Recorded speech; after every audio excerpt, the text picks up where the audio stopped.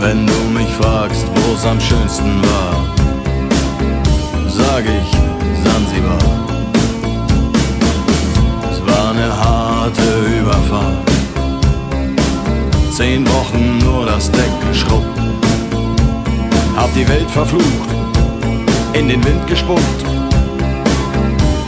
und salziges Wasser geschluckt.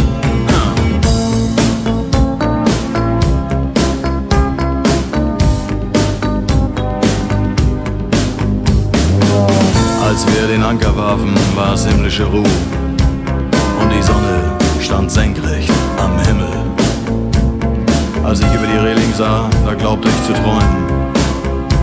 Da waren 1000 Boote und sie hielten auf uns zu. In den Booten waren Männer und Frauen, ihre Leiber glänzten in der Sonne und sie sangen ein Lied, das kam mir seltsam bekannt vor. Aber so hatte ich's noch nie gehört. So hatte ich's noch nie gehört.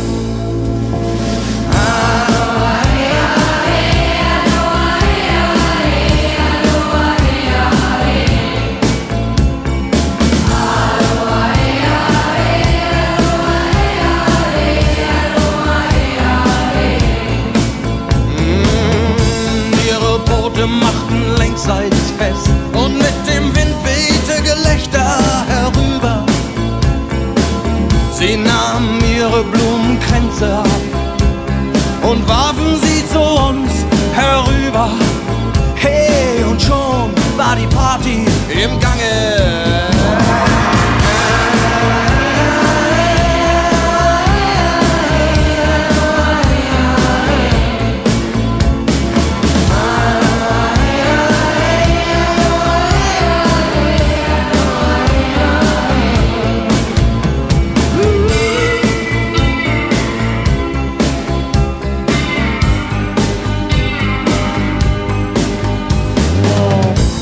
Das Paradies gesehen.